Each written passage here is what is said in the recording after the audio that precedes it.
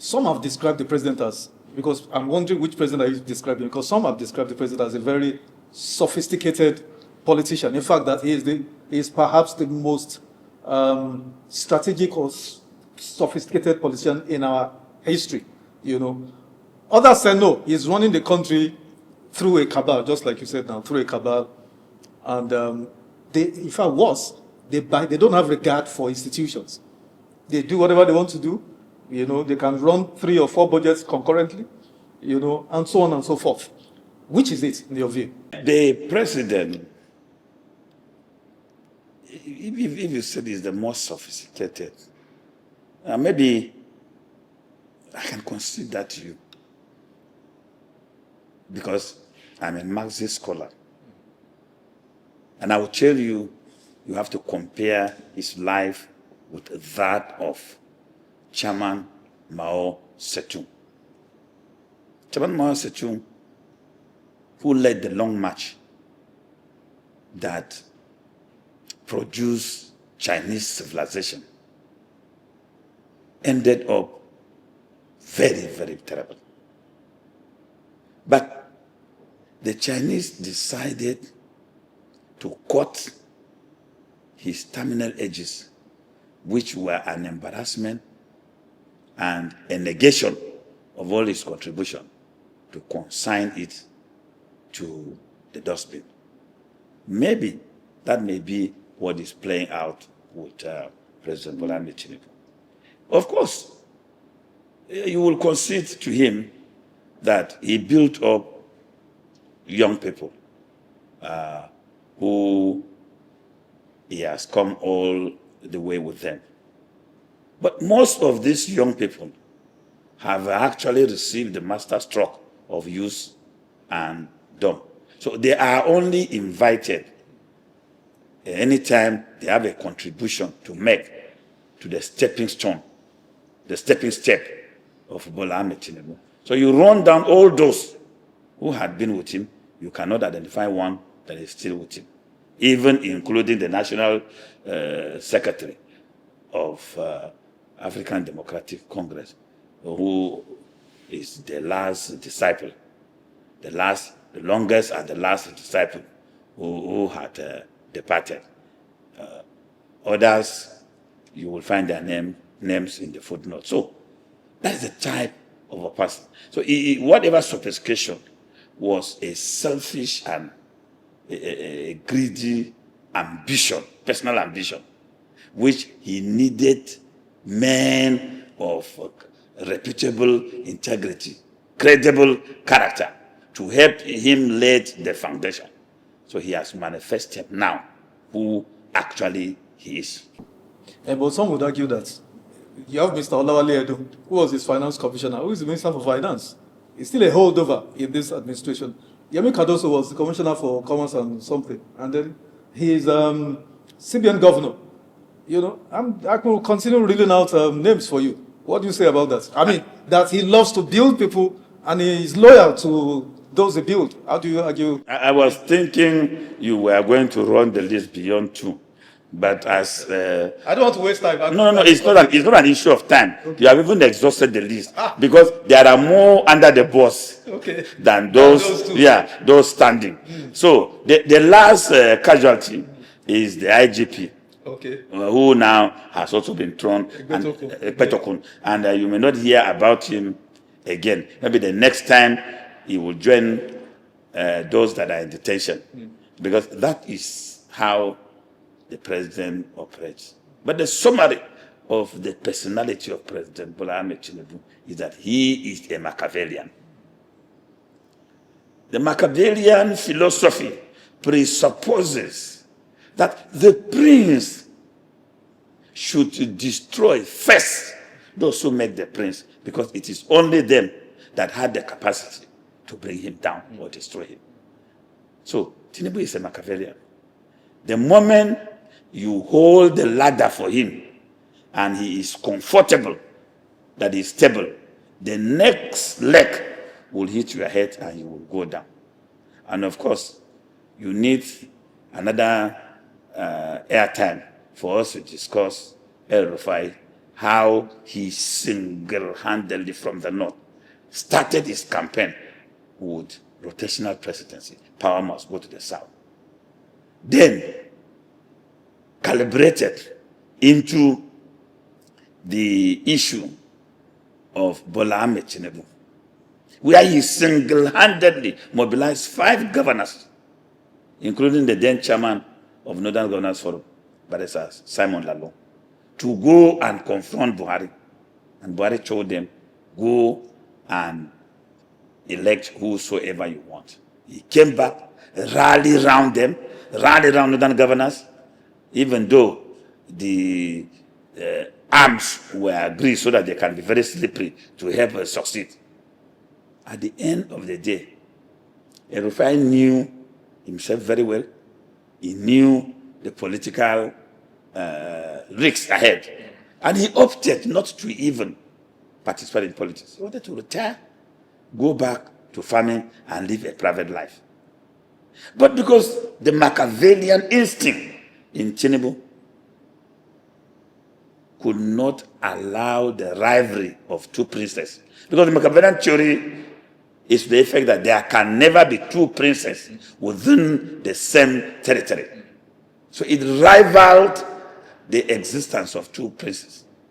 So he went to Kaduna, smoked him out, cajoled him, hooked him, used him round, and he was the megaphone of the prince. Even when they went to Chatham House, one of the notorious questions fired, it was only El-Rufai who could answer it. But the prince was gathering those performances against him. And ultimately, he appointed him, and there were petitions all over.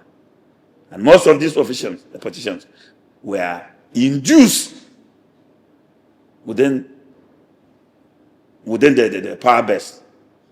And at the end of the day, he was dismantled and brought down, thrown under the bus. As he was rolling to survive under the bus, it appears he was crying very loud. And people were listening. Emotions were being built. And they have to go immediately for him, drag him out, and make sure that they seal his mouth, throw him into the dungeon. So, that is a Machiavellian for you. The prince.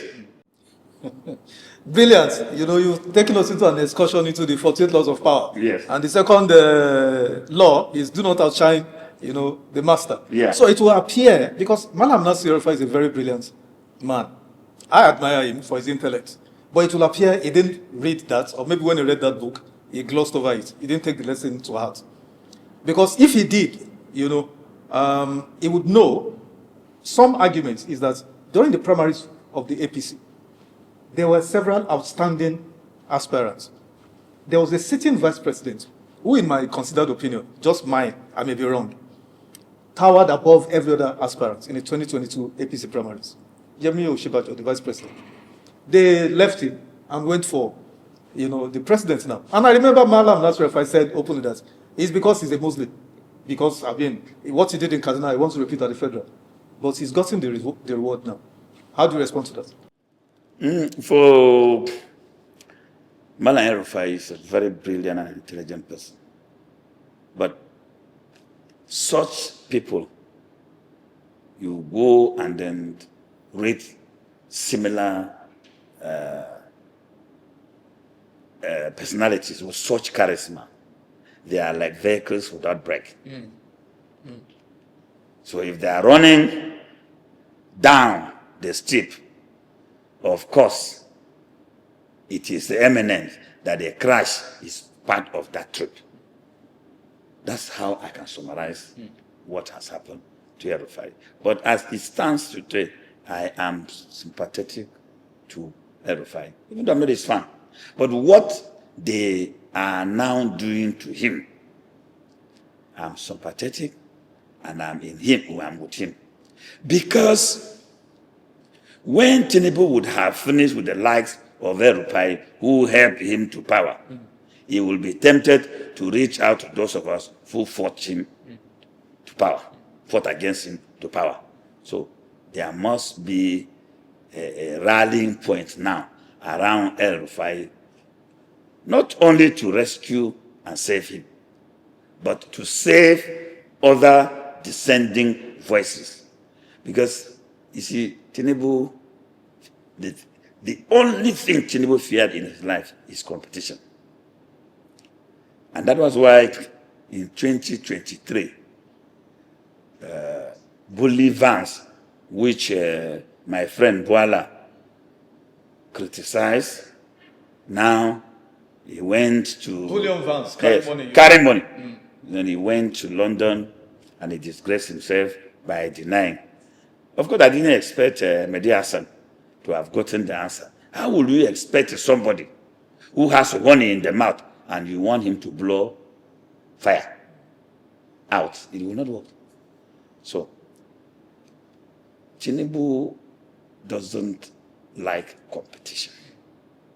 Where he is confronting competition, he will deploy all resources available to step in the gap. He has played the trump card in 2023. Now, money will not save him in 2027. Because if money can save the people, Jonathan would have been saved in 2015. He came up now with the theory of cajoling, buying, and hooking the governors into one political party. If one political party were to serve the people, Abacha would have been a president and would have not even been in this republic with people like them. So, either way Tinubu goes, he is running against high risks. But in as far as he's traveling to France, having handshake with the king, helping him to walk, even introducing him into a royal carriage, all those ones will not solve 2021 problem.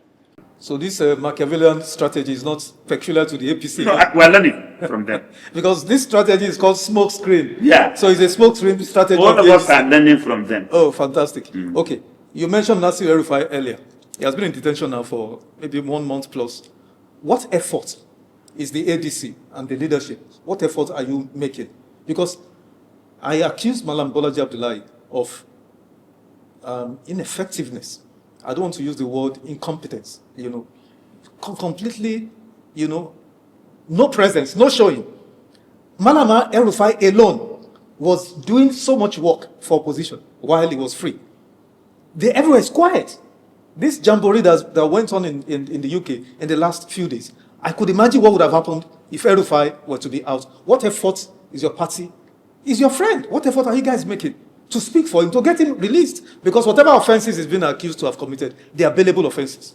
Well, El-Rufai was arrested before ICPC is looking for the offense.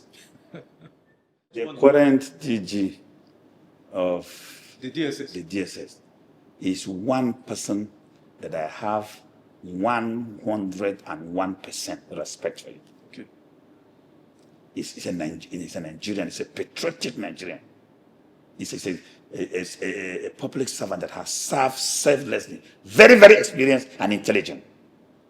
But I don't know how he allowed his men, maybe enemies or his opponent within the system, did this. Because I know that if he knew this, he wouldn't allow it. The DSS went and filed a charge before interrogating El-Rufai. It's never done anywhere. You cannot just go and charge somebody before you will come and investigate him. Investigation that leads to charge. That was what the DSS did. I don't want to attack them because of the respect I have for them. So I kept quiet. I didn't even write anything about it. Because this is somebody that I protect his integrity with everything I have. For I've monitored his growth and development. And he's a very fine professional. Very honest Nigerian.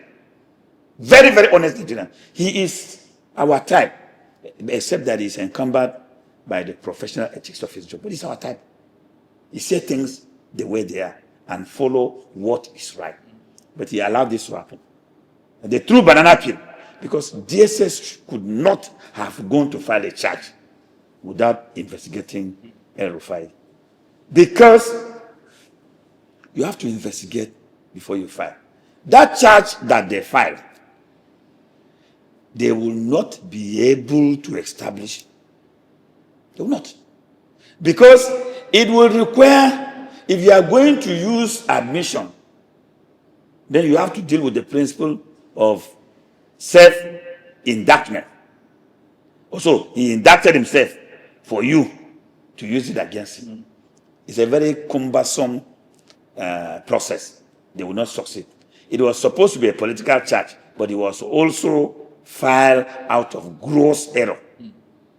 So, for them, that one, the director should not allow them to minus. My question, Comrade, is that what are you doing to secure his release? You see, like I said, using legal means. Anyway. Very good. The Court of Appeal had entered a judgment against arresting El-Rufai before shopping for offense. ICPC arrest before they are shopping. In fact, ICPC embarrassed me. If it was possible to change my citizenship, I would have done it on that day.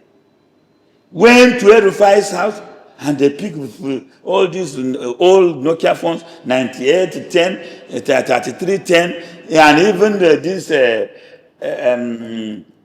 old Gabon phone, and displayed them as an instrument for wiretapping.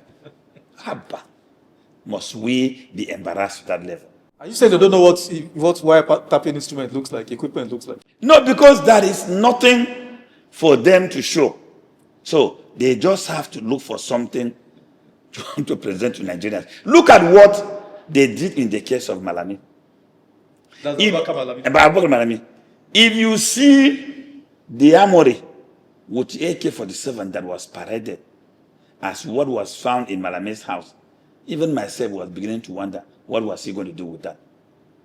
But when I went and investigated, it was a pump action shotgun, which the son has with a license, that was picked in the son's house. But you can see the story they created. Malami is a sponsor of terrorism, and just because they think by doing so they will break them down. But the like of Malami and El-Rufai, what they are doing, they are giving them injection of resistance.